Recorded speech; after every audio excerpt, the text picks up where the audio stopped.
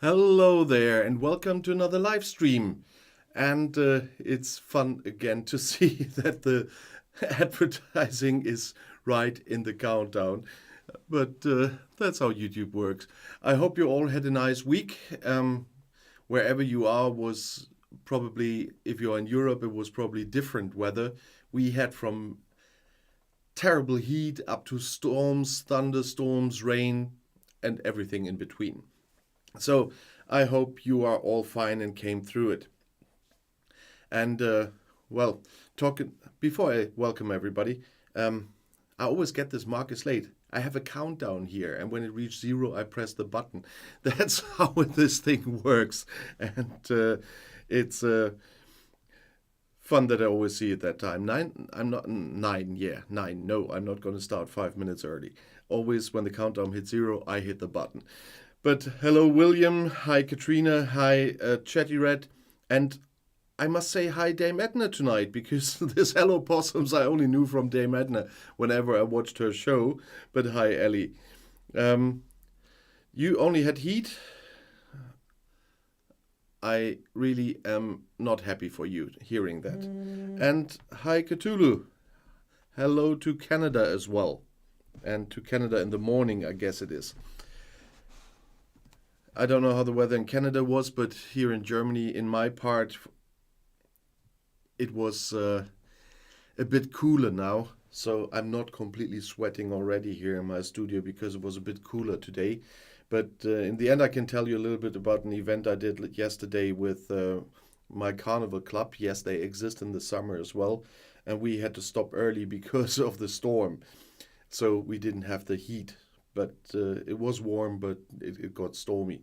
But 37 is my death in the studio because it's far too warm. And I'm really sorry to hear, Cthulhu, that you have the forest fires again. I heard about it in Spain some time ago as well, and we have it here in Europe more and more in the past years as well. But that's why I made a video on my other channel a long time ago already about a lot of new systems the EU put in place to help the countries affected by those forest fires. Because with the amount of rain we had, I was happy that we had the rain now, because where I'm living we have a lot of farms as well. It is definitely too dry and definitely too hot as well. So much about too much rain or whatever. I would like some more rain, and the farmers here would definitely would like some more rain as well. But before I talk too much about the EU, I have a number of topics for you today, because there is a lot happening in the week. And as I said, I always can make those longer videos, and there's a lot of small snippets that are quite interesting, but I cannot put into videos because there's too much, and that's why those live streams are quite suitable to talk about those topics as well. And I wanted to start today with an update. You have all seen my video on several occasions about the plans of the British government's courting migrants. And very recently I made a video on the Court of Appeal's decision on the deportations to Rwanda. And I already said in that video that everybody's expecting this, but now it's confirmed. The British government will go to the Supreme Court to still be able to deport people to Rwanda and get the verdict of the courts of appeal out of the way. And so now they want to go to the Supreme Court, but it will be quite some time until we get a decision from there. But until then, there will be no flights to Rwanda. But you all will remember my video when I talked about Rwanda and talked about the situation in Rwanda. That's why I especially put that all in a video about the migration discussions. And so we have a proverb in German. You at court and at sea, you're just in God's hands. And so I cannot say what the verdict of the Supreme Court will be. knowing the Supreme Court from past decisions, I would expect them also to stop those deportation flights, but you never know. And so we will all have to wait what the decision will be. But the good thing is, until then, no one will be deported to Rwanda because of the decision of the Court of Appeal, and that is the valid decision. There's one point, though, I had it in the comments yesterday again. Some people are getting really loud on this topic, and I know there are very heated minds on both sides of the topic. Those that want to get rid of all those foreigners and those who are on the side of asylum seekers. But on both sides, people have to cut down the heat a bit and stick to reality and stick to facts. Because there were capture logs comments, so you probably haven't seen them, because if people write capture log comments, they get deleted. This is not very polite on the internet to write in capture log, because that means that you are yelling at people, and we don't need yelling. And so there was this thing again with no asylum seeker is illegal. Yeah, but putting that under a video where I haven't said that, and a lot of people are not listening properly, because the claim for asylum is always legal to put down that claim in the country where you arrive. But the way you enter this country, of course, can be illegal. It is illegal to cross the German border here where I am living if you're not using the ways the law allows. If you do it any other way, it is illegal entry. And the same, of course, applies to the UK. And the entry in small boats via the English Channel is illegal entry. But what I always say in my videos, it doesn't affect your right to asylum. You have the right to claim asylum, and it has to be processed properly. If you have entered legally or illegally, might affect the way you are processed after the claim was you're treated after the claim was processed. There can be differences there in the Human Rights Convention if you have entered a country illegally. But that has nothing to say about the time while your claim of asylum is checked. And in that time, it's not legal to deport you to Rwanda, just saying. But we have to stick to the facts. And it means that you, of course, you can enter a country illegally. And that will not change. But it does not have an effect on the asylum process until the decision is made. After that, it can have an impact. But on the process itself, it doesn't have an impact. But nevertheless, we have to stick to the legal facts here as well. And so that's why even if people write 1,000 times, I should never say the word illegal. Yes, where this word is properly suited, I will use the word illegal, because we have to, on both sides of the argument, have to use the proper facts. And even if I'm someone who is properly processing asylum seekers, and of course granting asylum to people who really are fall under this claim, it doesn't change the fact that I'm also sticking to the facts where they belong. And that means as long as an entry is illegal, I will call this entry illegal. And I just wanted to make this pretty clear again, because it's coming up all the time. And I will not change my wording to suit any viewer. I'm sorry. This channel from the beginning was my intention to base it on facts, and that's what I'm going to continue to do.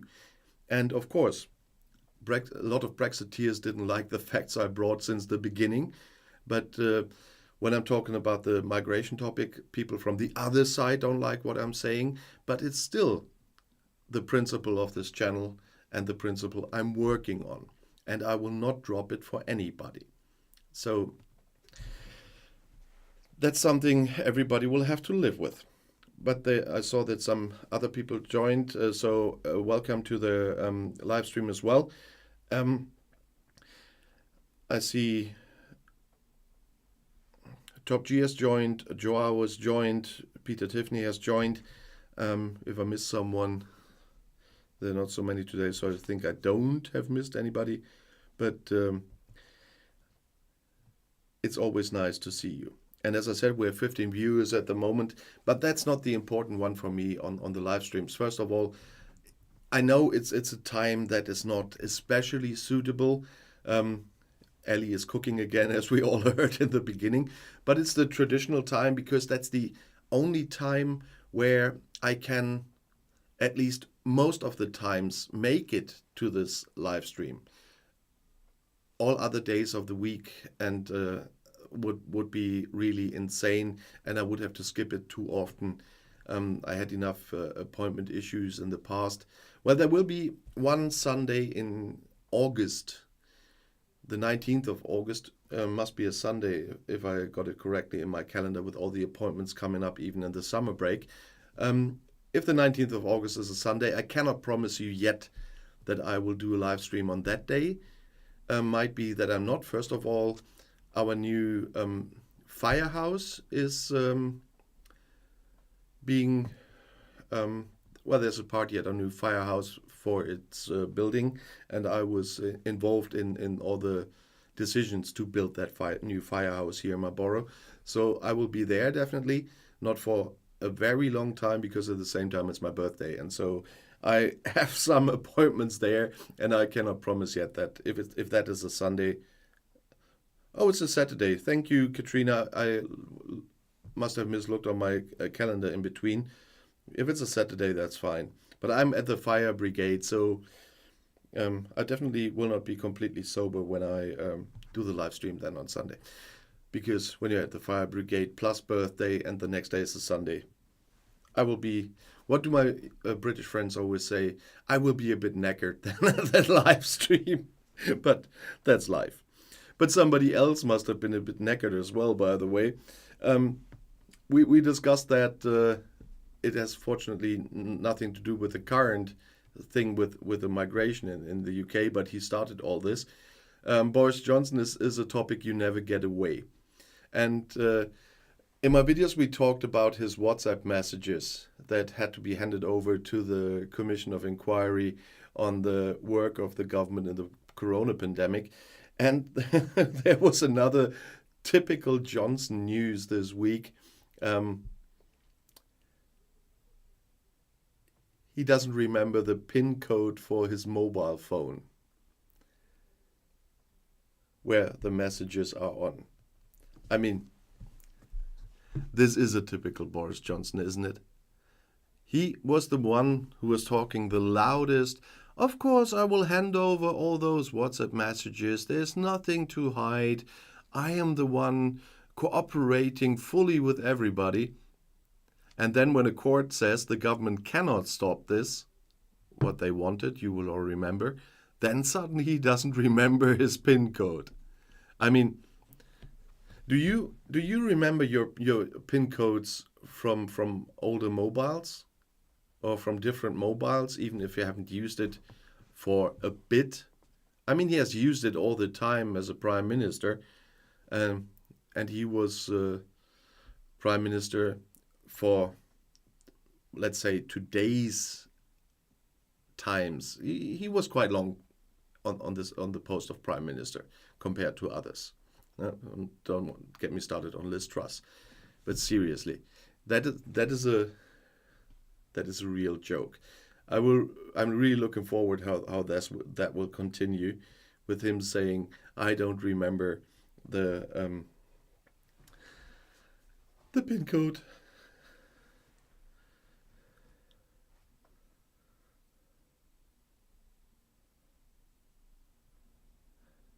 Oh, he used it while he was a journalist for the Telegraph as well.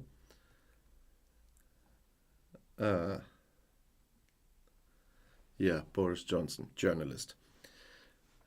I often said, I'm not a journalist. that's I'm working the same way a lot of journalists work with the press agencies and whatever. I told you last week more about it, but I'm still not calling myself a journalist. And if Boris Johnson is, if there's one thing Boris Johnson is not, that's a journalist. When he was working for newspapers, he was fiction writer. We all remember his posts and the Bandy Bananas and what else. Or what I like the most, yeah, that was Johnson too. I put this in my Brexit quiz, by the way, was the thing with the one size condoms, that the EU wanted to allow only one size condoms for all. He really must have been bored, or he must have been under pressure that they said you have to write so and so much stuff, otherwise we won't pay you. I don't know. But all the fairy tales he made up. So he wasn't a journalist, he was a fiction author. And definitely there. But oh boy.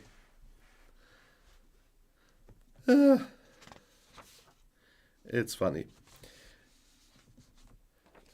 But talking about funny and getting back a little bit to the migration topic, and you will wonder why when I start saying what I want to talk about. You must have all heard about Ben Wallace and the news about him this week. That Ben Wallace said he will not stay in the cabinet for much longer, and he will not run for parliament again. That was something, as we here in Germany here at least, that he wanted to announce much later. But one of the British newspapers, I don't know, was it the Daily Mail, made a report this week about it. And that's why he announced it now himself, that he would not stay in the cabinet. He will leave cabinet when the next reshuffle in cabinet happens, and when Sunak reshuffles the cabinet, and he will not rerun for parliament. Oh no, it was the Times, it wasn't the Daily Mail. The interesting part about it was, I don't think it was the fact that Joe Biden prevented him from becoming Secretary General of NATO. That's always a discussion. The first names you hear never will get the post. It was the same with the EU Commission. It was the same with the NATO Secretary General several times. And this time Ben Wallace was one of the first names we heard. And so it was quite clear, usually you don't get it. And we have the same here with presidents in Germany. When the election of a new president is up here in Germany, a president here in Germany can only do 2 terms, and then he cannot be re-elected. And that always is the case. The first names you hear definitely will not become president in Germany. I'm very sorry for Professor Lammert, by the way, the former president of the German parliament, the Bundestag, because he would have been a terrific president, but last time he was named so early that everyone knew, no, he won't be it, and didn't fit with the majorities in the electoral body either. But nevertheless, sorry. Yeah, that happens. I had to be on the phone for ages today as well, and talking, and this dry heat is always a thing. No, but the people named first usually don't get it. And so I don't believe that this was the biggest issue for Ben Wallace, that Joe Biden said he doesn't want him. It was interesting that with the visit and the special relationship they advertised so loudly on Biden's short visit to London again, that the Americans said they don't want the British Secretary of Defense for that post. But I haven't heard Sunak say too much about that and their special relationship. But Biden, that's another rumor we hear, of course, prefers Ursula von der Leyen. And yes, I know her credits from her time as defense minister or defense secretary here in Germany. Well, her priorities on that post were not my priorities, I can tell you that. But on the other hand, she's doing quite a good job as Commission President of the EU, especially in connection with the UK. But what I think is more the reason for Ben Wallace, or at least one of the reasons, is something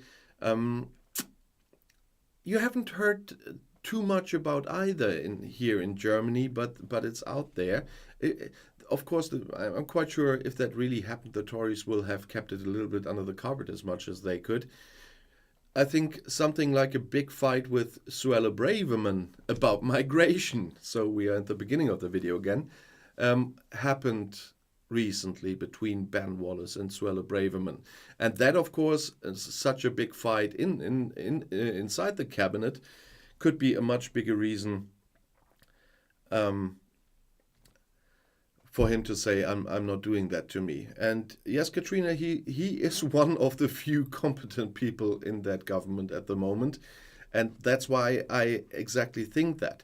Because he had a fight with Suella Braverman. Suella Braverman, once again, couldn't do her job as usual. She's not doing her job properly. As well, talking about the processing of the asylum applications and many other things.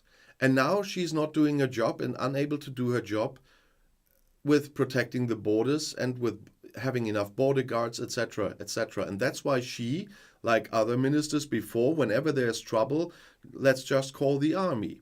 And she wanted the forces to be used for border protection. The civilian border protection is not the job of the army, by the way. That's the job of the border guards and the Home Office, and not the job of the Defense Ministry. And Ben Wallace, and yes, he is more competent, and he was very right to say no. And that's what started this big fight there. And if I would be a reasonable person in that cabinet, of course, I would be exhausted like hell. And so this is just one example with Suella Braverman, where I say this is probably the reason why someone like Ben Wallace would say, no, I'm not staying in that cabinet after the next reshuffle, and I will not rerun for parliament. He was one of the names for prime minister last time. He didn't put his hat in the ring, but still. Oh, Cthulhu, what did you do?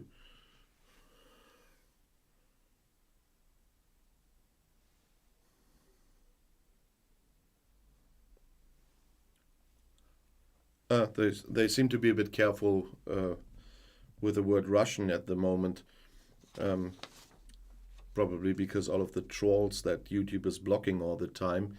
There's so many bots out there and trolls that are trying to spread so much fake news that I have the feeling that YouTube got a little bit stricter with what they are stopping.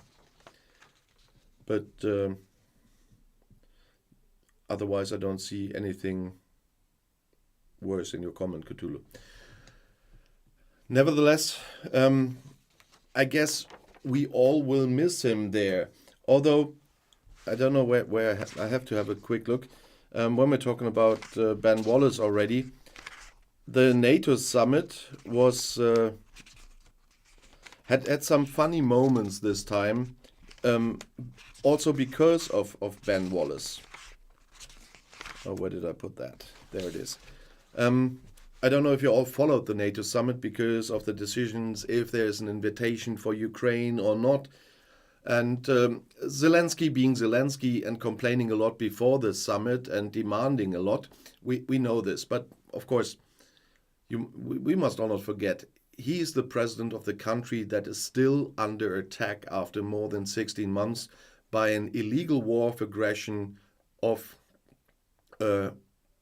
probably should call them now, once a superpower. And Ben Wallace brought a little bit of fun into the whole thing with a little bit of I would call it an example of dry British humor. Because he said, I'm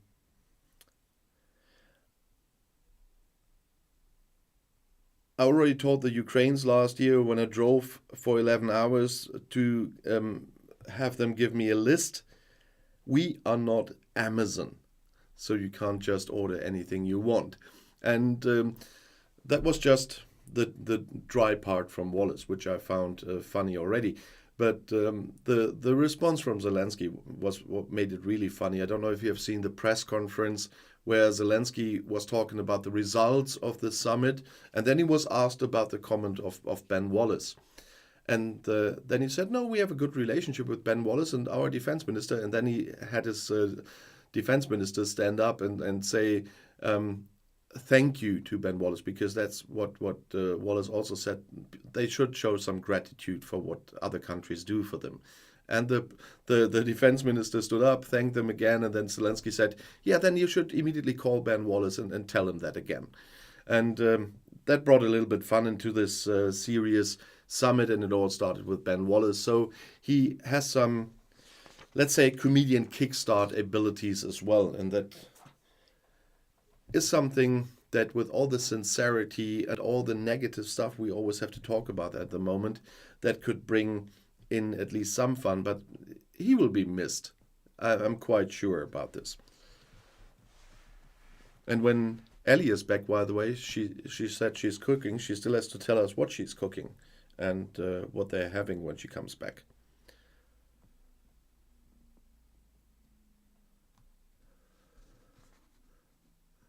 There's some talk about communists there. Yeah, they're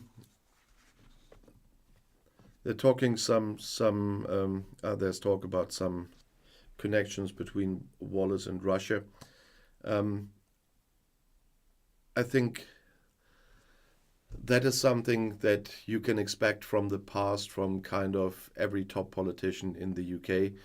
I'm really looking forward to what's all coming out in other cases as well when the campaigning for the general election starts. Because knowing the influence of Russian oligarchs financially in the UK and especially in London before this war, it's not surprising that probably everybody had a connection. And before the war, I even got some phone calls, a little bit of small talk. I should come to Moscow sometime, and it's a very nice place and whatever, and the people are nice, blah blah blah. My point, long time before the war already, was I'm gay. I'm not going to Russia because that was after the laws there were getting tougher and tougher, and that's why I was completely out of the picture for me anyway. But that's something I never would have done. But they definitely will have influence in a lot of places, and they try to get influence more and more. And with the Chinese, it's the same. When you think about their the posts they had all over, they tried to open all over the EU for those advice office where they want to give some consulate advice, where the countries hosting them were closing all those offices. They were just trying to get influence on their immigrants and whatever, and the Russians were not different. So Ellie, Tomatengnocchi im Gemüsebeet. Bett. Im Beet, aus dem Beet hast du es und jetzt im Bett. Sorry. Yeah, it was the German answer, so I slipped to German in my answer then. That happens sometime. It's really weird when I worked a lot on a day. Like tomorrow, I have no faction group session because it's the summer break.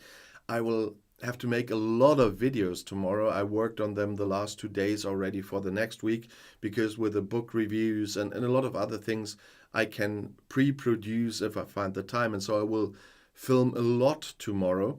And after a day like this, it often happens when I go grocery shopping or meet some friends or have an appointment or whatever, that I suddenly start speaking English without knowing it. And the same happens when I had to, like the phone call today, a long phone call with friends and about a lot of stuff we have to organize because a friend of mine has birthday next Saturday and so on. Then I sometimes don't realize when in a live chat I start speaking German, like just okay, I realized it, but I did it. I talked German there. I don't cook in English here, Ellie.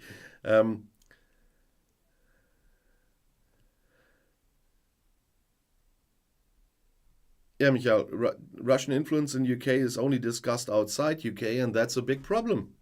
Um, they need much more discussion inside the UK about this because they did it in the past vehemently. I mean, look at the House of Lords. Um, there are some Russian oligarch sons sitting in the House of Lords, and there was much more influence. I mean, Abramovich is now suing against the freezing of his funds and so on. I mean, they still can do that, but we will see how that court ends. But talking about the EU, I quickly want to bring up something that is not directly related to the UK, but says something about something I reported on in the UK. I talked about the UK New Zealand trade deal and the problem for UK farmers with this trade deal. And so it's very interesting to put the UK New Zealand trade deal next to a new trade deal. They took a longer time, but the UK knew if they would have stayed in the EU, in the end they would have had trade deals with other countries. They always said they want them, like New Zealand. And now the EU and New Zealand sign their free trade deal as well. The news came out a week ago, but I wanted to talk about it. Still last week I didn't get to that point. And the interesting thing is to look at both trade deals, the UK-New Zealand trade deal and the EU-New Zealand trade deal. Because the UK said we always can make better trade deals outside the EU. And in my videos, I always said, well, who has the better standing in negotiations? The UK alone with 60 million inhabitants or the EU with 400 million plus inhabitants? And the New Zealand trade deals are exactly the example what I meant. If you look at them both, I just want to give you, I might make a video where I put them two together, but that needs a lot of preparations because I have to do more details than I just do in a live stream quickly as one subtopic. But you can put them next to each other and there are interesting differences. You will remember what I said about the UK-New Zealand trade deal with the transition periods and where all the tariffs fall and the protections on the British side, why the farmers are so worried. And what is in the EU-New Zealand free trade agreement? No transition periods. So as soon as that gets valid, there will be full access for EU companies to a lot of services area in New Zealand. There will be access for procurement in New Zealand, and everything I say is vice versa. And there will be cut tariffs from the beginning and not after 10 years like in another trade deal we heard about. And there's something in it that is not included in the other trade deal. All those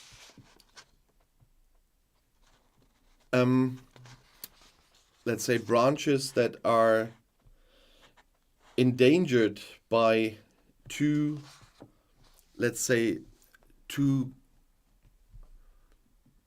open trade relations, they are protected because on dairy products, on certain dairy products, etc., there are very strict quotas for the delivery from New Zealand to the EU. And after these quotas are reached, there will be still quite high tariffs. And that is something why it takes so long for the EU to negotiate some trade deals. And you must never forget, 27 countries have to agree to it, and the parliament has to agree to it. And so every trade deal has to fit to all of them in the end. But you get a very well negotiated piece of paper usually in the end. In some cases, Cthulhu will know about it. There are still some problems in the member states' parliaments in the end, while some stuff has to be only included provisional, where new negotiations are needed, like with CETA, the trade deal between the EU and Canada. But I prefer that to something that is rushed and it's harming our own economy. You're supposed to only make a trade deal if it benefits your economy and not if it damages your economy. And especially if it damages some very vital parts of your economy or where a lot of people are depending on job-wise. And so I prefer them to take a bit more time. It took more time, much more time than the UK-New Zealand trade deal, but it's a very different trade deal in the end. And that is something to all of those always saying, we get the better trade deals when we are outside the EU. Well, first of all, they still are lacking a lot of deals they had while they were in the EU.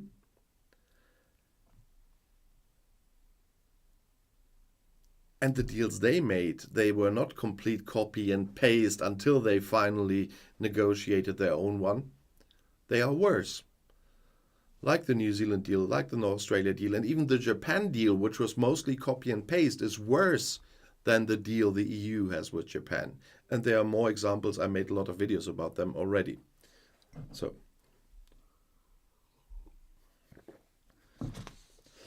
Oh boy. You should tell me not to talk that much all the time. But I want to put two things together as well, because we always like numbers. And I see some more viewers have joined us, so welcome to the live stream. And yeah, it's fun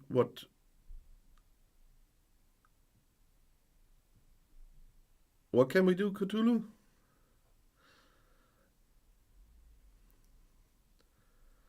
I'm not reading the whole chat while I'm talking. So if you ask me a question about some comment that came earlier, I don't know what you want. But there are two topics because there are always coming up, numbers coming up. Oh yeah, you were responding to me directly, so I thought it was to a different comment. Yeah, I'm talking too much, especially in a live stream. But I didn't go that much astray yet today, I hope. But there are two things where numbers came in, or lacking numbers came in, and I couldn't include that in any video, especially because a lot of my viewers always say, oh, we're not interested in the royals or whatever. But in some parts, it's important to talk about them as well. First of all, King Charles is the head of state and will be responsible for some things that we will see in the future. I mean, you never know if there's another very interesting prorogation of Parliament again or something. But we still needed some updates on the coronation and the holidays then. And statisticians say that the coronation was a reason why the GDP in May was shrinking in the UK. And because everybody, my favorite whataboutists always said, yes, our GDP is rising and our economy is rising, and in Germany you have a recession. Well, first of all, they didn't understand the German version, but nevertheless, no, it's not anymore. In May, it was 0.1% minus. And on average in that quarter, it doesn't look that good either. 1 month doesn't do that well. But nevertheless, I found it very interesting that the coronation was one of the reasons for it, because a lot of people weren't working at that time, at least for a limited amount of time. And so that can have an impact. But the Chancellor of the Exchequer, Jeremy Hunt, for the not British, that's the finance minister, um, admitted that the major reason was the still high inflation, and it's still much higher than here in Germany. And in May, it was at 8.7%. We here in Germany are far from the 2% where we want to be all over in the EU especially. But we are at 5% here in Germany. And as I mentioned in many videos, prices here in my supermarket are getting lower in many cases already. So we're not feeling it that bad. And Jeremy Hunt was talking about that again. And this is not a very good thing. And with a stagnating economy, because that's what happened if you take the whole quarter, it was stagnating. It was no rise anymore. The economy was not growing. It was stagnating. And so the whataboutists will love these new numbers. And Charles was one of the reasons for it, but not the major reason.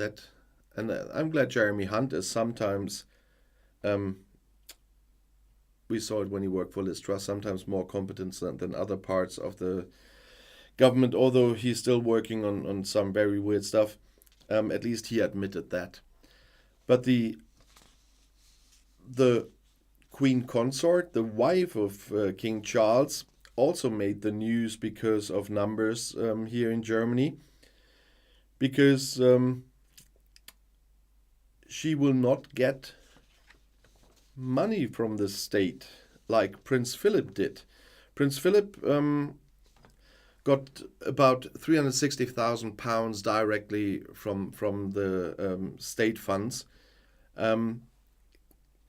Queen Consort Camilla will not get it. But the expenses for the royals are rising anyway. I don't need to talk about the whole version, how it works with the money. I made a video about this just a few weeks ago, so I will not go into the full detail of how the money, the income of the royals works, where the money goes from which property and so on. I made a video about this, so I dropped this. But I just thought it's interesting to know that there are some things the government is changing compared to the time before, because the money Prince Philip got will not go to Queen Consort Camilla.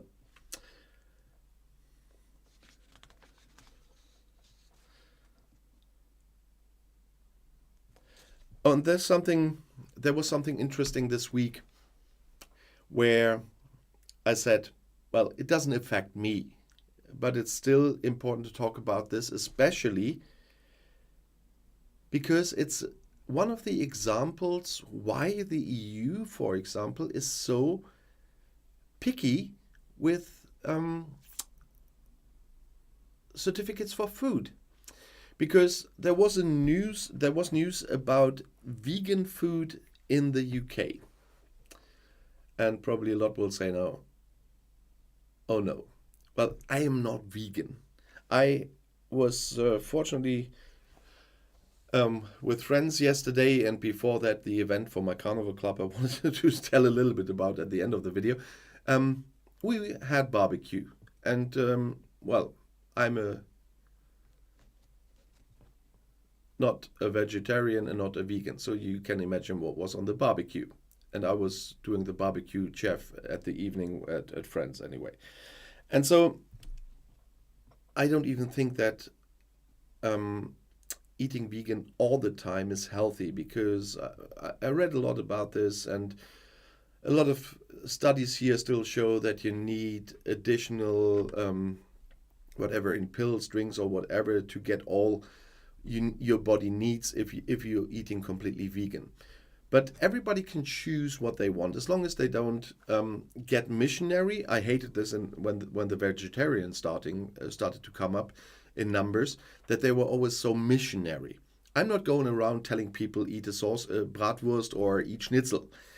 So, and I don't need anybody to tell me just eat veggies and fruit. Yeah, I eat my veggies and my fruit, but I also eat my schnitzel. And as long as they're not missionary, it's all fine. They can do whatever they want. It's okay that restaurants have an offer for them. Of course, everybody can decide for himself. That's the liberal version we are talking about here in Germany. I'm talking about more often. We are liberal democracies, so everybody can decide for themselves how to treat themselves. If they want to be vegetarians, be vegetarian. If you want to be a vegan, be vegan. But just don't try to be missionary. And people from some governments shouldn't try to block this from kindergartens or other places. Let everybody decide for themselves. But if companies in a country are selling special food for a certain type of eaters, so to speak, then the ingredients must be what is on the package. And I mean on the front of the package, not the small little list in the back where you can finally see that it's not vegetarian or vegan. But that was exactly the case in this report this week. There was a lot of trouble about vegan food because there is a different definition of what you can do with vegan food in the UK than in the EU now. In the EU, if it says it's vegan, there can be no animal products in that. But in the UK, they kind of are saying that it must be mostly without. So in this report we got this week, a third, and you must hear that, a third of all vegan products in the UK that were tested contain animal products. Ask a vegan person what they would think about this, to get a vegan product that contains animal products. That's an absolute no-go. And I can understand them there. I cannot understand them why they're vegan, but that's their thing. But if you're selling them something and put the label vegan on it, it has to be vegan. And that is why the EU is so picky about food standards and what you're allowed to do with the labeling. And that's why, because we will get new discussions in 2026, and especially if Labour wins the next general election, when they want to have a closer relationship with the EU and less barriers, then we're talking about more alignment. I talked a lot about this in the last live stream. This wouldn't work. If that happens when they send stuff to the EU, there would be big arguments and big fines. Because and that's why I wanted to include this in this live stream, because that's an absolute no-go, and that shows how those things are treated. And that's why we don't allow this here in the EU. But talking about diverging from EU standards, is that one of the examples how they want to diverge from EU standards? Well, selling vegan food with animal products inside is not the way I would suggest. And after this little vegan bashing in my words, I know, I have to have a quick look into the live chat. I'm getting blind. Mark hates the Eurythmics song Missionary Man. No, I don't hate the song. I just sometimes hate the messages of a song, but the song still can be great. I just ignore that I understand English and just pretend I don't. But there's a lot of wonderful news from the Eurythmics, and there you can see how old I am. And Cthulhu, I've never even looked for Canadian bacon in Germany. We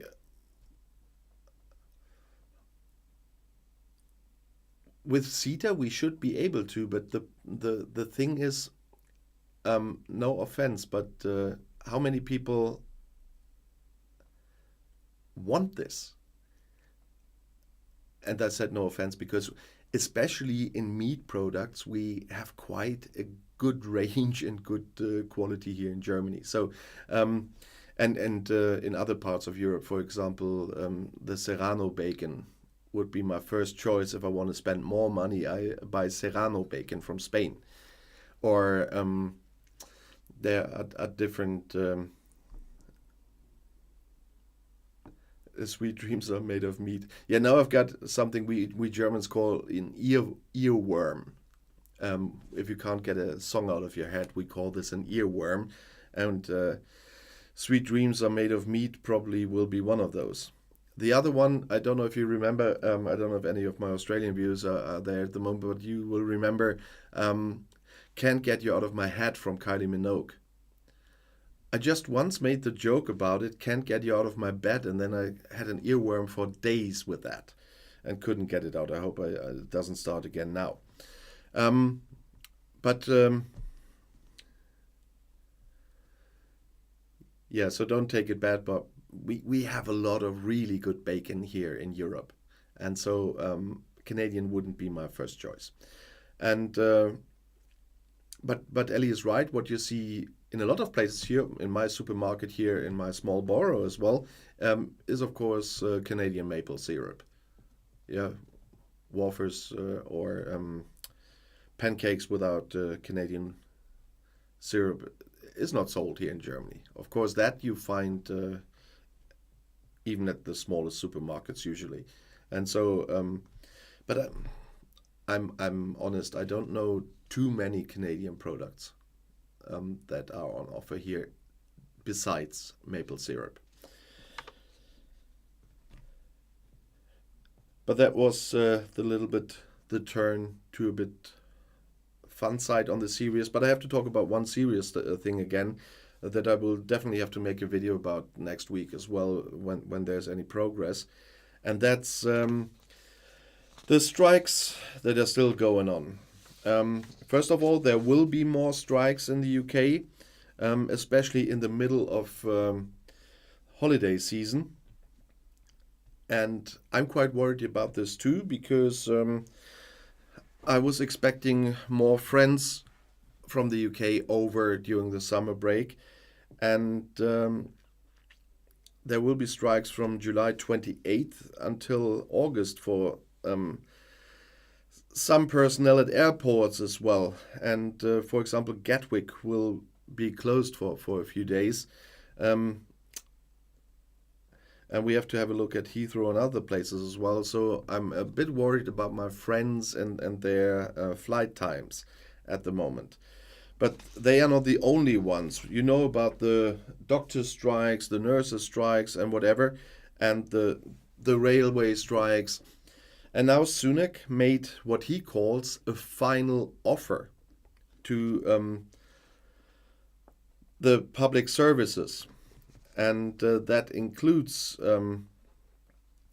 a lot of people that had falling wages in recent years. I mean, the Tories are in government for quite some time, and the wages were not really rising in that time. You remember the austerity policy, etc. And now they are offering 6.5% for teachers, and 7% for police, and 6% for the higher employees in the NHS. And doctors in hospital 6%, and members of the military 5%, which is something I better don't comment on too much. I mean, they have a lot to do at the moment, also training Ukrainian soldiers, and they are losing wages. We are still talking about still 8.7% inflation, not to talk about the double-digit inflation from last year, and they're offering 5%. And they are saying this will be the definite last offer.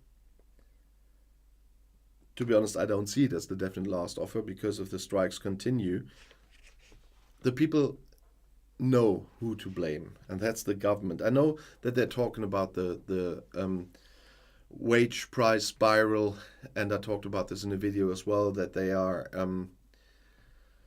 really worried about that if they raise the wages too much, the prices will go higher, because the companies, in this case there are no companies involved, because that's mostly about employees in public service, and that will kickstart the inflation again. And that usually is true from a certain level of wage rises. But in this case, you have to think about the real wage losses of the last 12 years. And that is a major problem. And that is one of the reasons for staff shortages in some areas as well. Brexit is a big reason for staff shortages, but in others, it is because the people don't want to work for those wages anymore in those really challenging professions and time-consuming professions, and being paid so little. We are complaining here in Germany a lot about this, but it's even worse in the UK. And people are leaving those jobs. Naja. Oh, I'm talking a lot at the moment again. But definitely I will make another video next week. When I see some more reactions from the unions, and when the next strikes begin. Unfortunately, that is not that long until that happens. The railway strikes will be there again. I talked about the closing of these ticket offices at the rails, and yeah, there will be not a lot of fun in taking trains at the moment.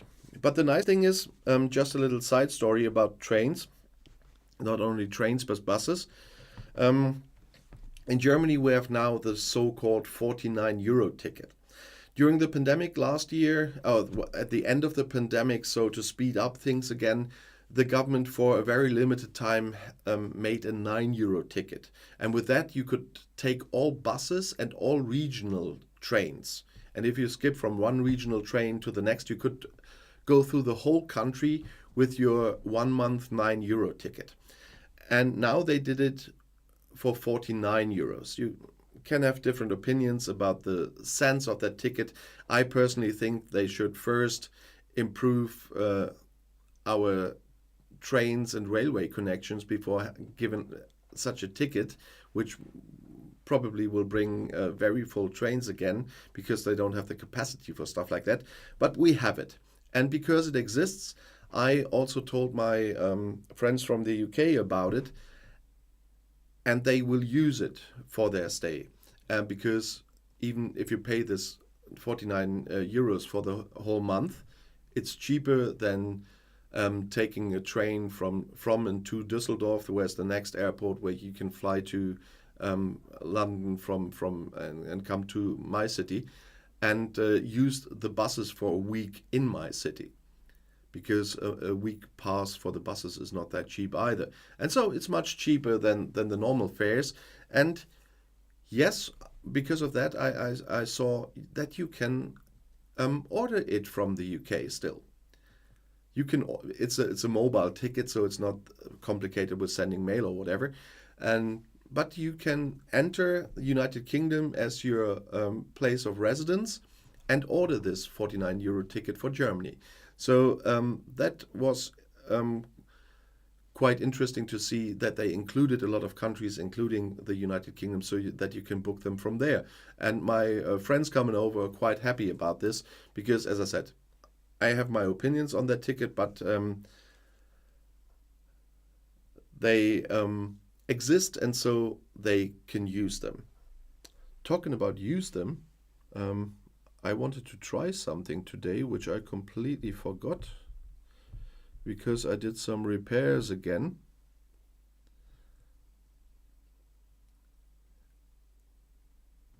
And now the stupid thing is still not working. Why the hell?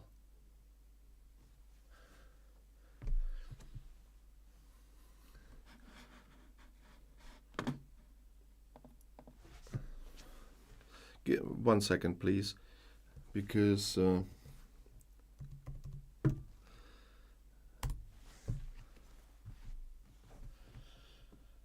I really don't understand it anymore. I worked with Nightbot for ages, and I made sure Nightbot is a moderator and everything else, and it's still not working.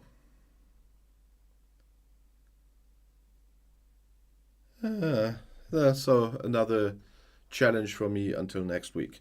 But hi, Christian. Good to see you again. Um, the EU should make a common ticket for 100 for the month for July for the entire union. Well, that's a problem because all the member states are responsible for their own stuff. No, there are a lot of cooperations now. The EU started it and gave some incentives, and countries are working together to make it happen for cross-border railways. There's much more offer now than there was before, and they made some big events out of it when they opened those connections. But that will be something very complicated because you have to have 27 federal governments plus I don't know how many state governments in and regions in all over the EU to work together.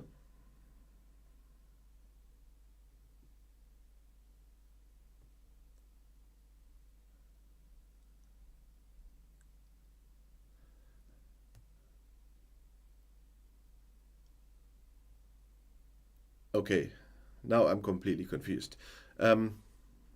Nightbot is working, but with quite a delay.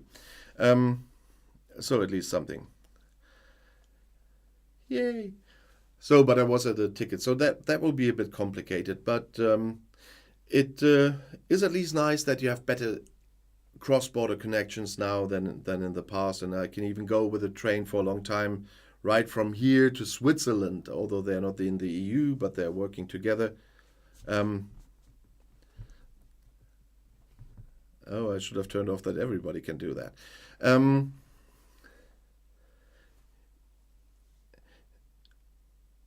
Yeah, Interrail, but you had a very complicated system to get them together. And when Interrail started, how many members did the EU have? So that's why I said it's a lot of people you have to get together, and a lot of people you have to agree to that. Because if they use the regional trains, if you're allowed to use the regional trains, then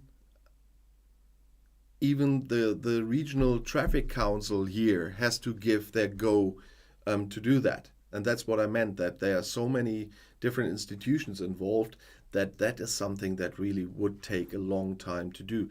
But they probably have started talking about something like this when they are working on their pan-European railway network, but I haven't heard anything about any progress in that direction. And Tom, you said something about the connection earlier, but I lost that one. Yeah, but some train connections here at the moment are not very good because they're working on the tracks and then the trains are not coming. I had this with the visits from my friends from the UK when they were here a few months ago, and especially the train between Düsseldorf and Münster wasn't running. And the RE7 between Cologne and Münster is working terribly bad at the moment. Oh, that's National Express. You might be bashing National Express at the moment, Wolfgang, but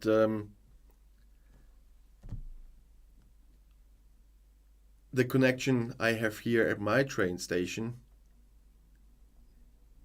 is unfortunately not National Express. I would be happy if National Express would be responsible for my connection here, because that is a company I don't even want to talk about.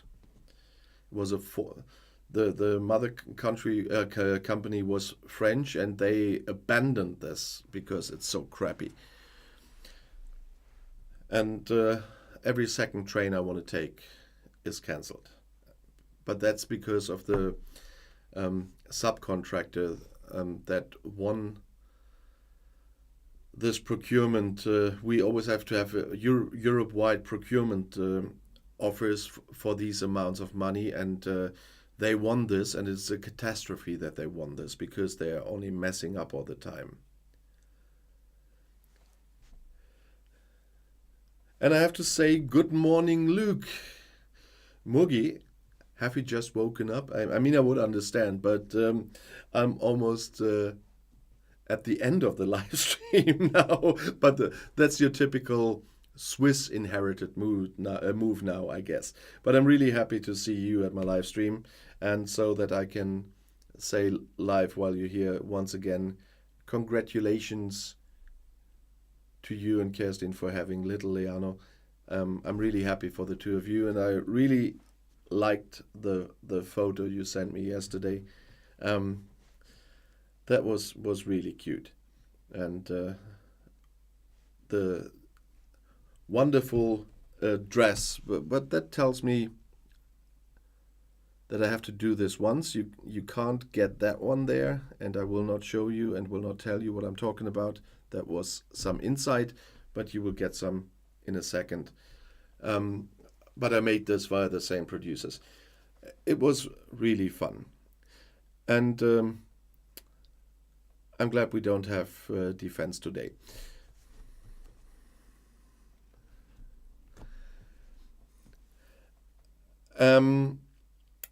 Talking about defense, that's something else I wanted to keep you updated on, because you see I have a standard one up there again, but it's still I'm still working on the new channel, and I wanted to keep you updated on that, because in the first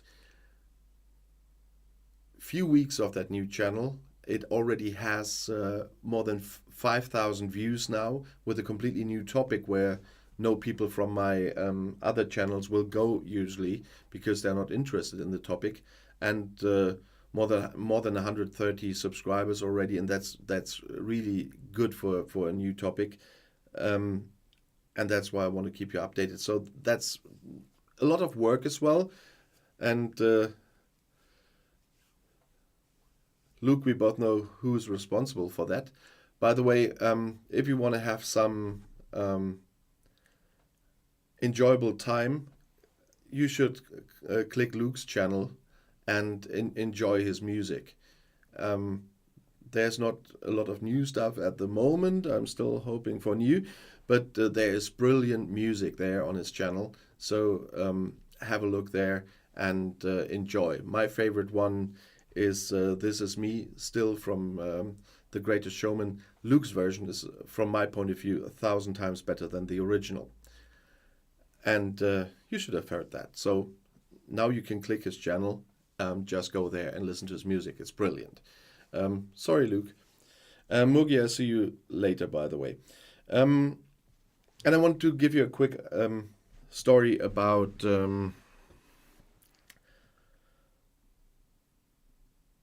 the Carnival Club event yesterday. We just did some advertising for our summer party. Carnival season is in Germany. It's a very fixed time, starting at November 11th and going until Ash Wednesday. And before and after that, there's no carnival. There's no of the official words. Everybody is screaming and stuff like that. There's no costumes, and no, not of the official wardrobe. But there's still a lot of events. And my Carnival Club always does is summer party. And the people from the borough where it's based are invited to that summer party. And that's why we did this event yesterday with some bratwurst on a barbecue and stuff like this, and handing out leaflets as invitations for the summer party and stuff. And then it got really windy. So it was planned that we are staying a few hours longer, but it got that windy and rainy. I mean, Ellie, you probably would have loved to get a little bit of that rain, because it was much cooler yesterday when that happened, that we had to stop earlier. But it was fun stuff. But that's stuff I also do. Yeah, that is spending a day on a marketplace, handing out leaflets, handing out bratwurst, and but that's fun stuff. And you, I don't know who of you has ever celebrated Carnival. Um, Ellie in Bavaria, I'm not sure if you are going to Carnival, but the most northern parts of Germany don't. But there's certain parts of Germany that have a lot of Carnival. Cologne is of course one of the centers, Mainz, um, and some other places in Düsseldorf, and Westphalia as well, where I am living. But many won't believe it, but it is. And so um, it is fun, and it should be fun. And we have good music there as well, and we have a lot of fun with carnival clubs from the Netherlands, by the way, when I'm just seeing um, some Dutch on my screen.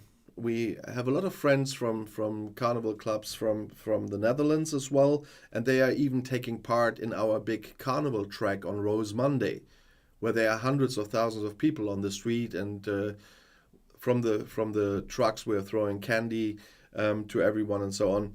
And there's a lot of Dutch trucks there as well in my hometown, and that's a really nice thing. And we have a lot of people from Dutch carnival clubs over here when we have events, and so that's really nice. But I was talking a lot about that stuff already. Um, no Fasching, Ali, yeah, but it always depends where you come from, how you grew up. When I was a kid, I always liked it, and so in the end, I ended up doing carnival as a grown up as well, especially where I'm living. That's I'm a vice president in the club in another borough, but there's a carnival club where I'm living as well, and so there I'm a member as well, and so I'm a lot on the road during carnival. That's that combined with all the videos I have to make, that's a lot of work, I can tell you, but it's also fun. And so in the carnival time, there will be a few Sundays here and then where I will not be able to do a live stream because we will have events on Sundays that late as well. But that's why I said most Sundays I will do them. But there will be occasionally carnival will be the reason. I mean, we are doing a lot more. Yep, Ellie, you're right. We are practicing preparing 10 months a year for Carnival. We are building our truck very early, for example. I was planning, in Carnival there are medals that you can give to other people. So you hang them around their neck if you um, really like them, and they are important for your club or something like that. And I'm designing them for my club, for example, and I designed them quite some time ago. They're already ordered and everything. So there's a lot of preparation work involved. But if you are from South America or from North America and know Carnival in South America only, it's something completely different. So German Carnival and Brazil Carnival is very different. No, I'm not getting wasted 300 days a year. I had a few beers at the barbecue yesterday, and it was only a few because I was drinking so little this year that I don't even can drink so much this anymore. That's really bad. But nevertheless, I got astray again, but we're already at the over an hour, so that's okay. 1 hour 15 already, and so I want to say that I really enjoyed seeing all of you again, seeing some old faces again I haven't seen in quite some time because I wasn't doing the live streams. That's really nice. And as I said, go to Luke's channel as well, enjoy some music. And if you're interested, come to Outside Views STFC for a moment and have a look at the videos there. You might get intrigued if you are a fan of Star Trek, for example. And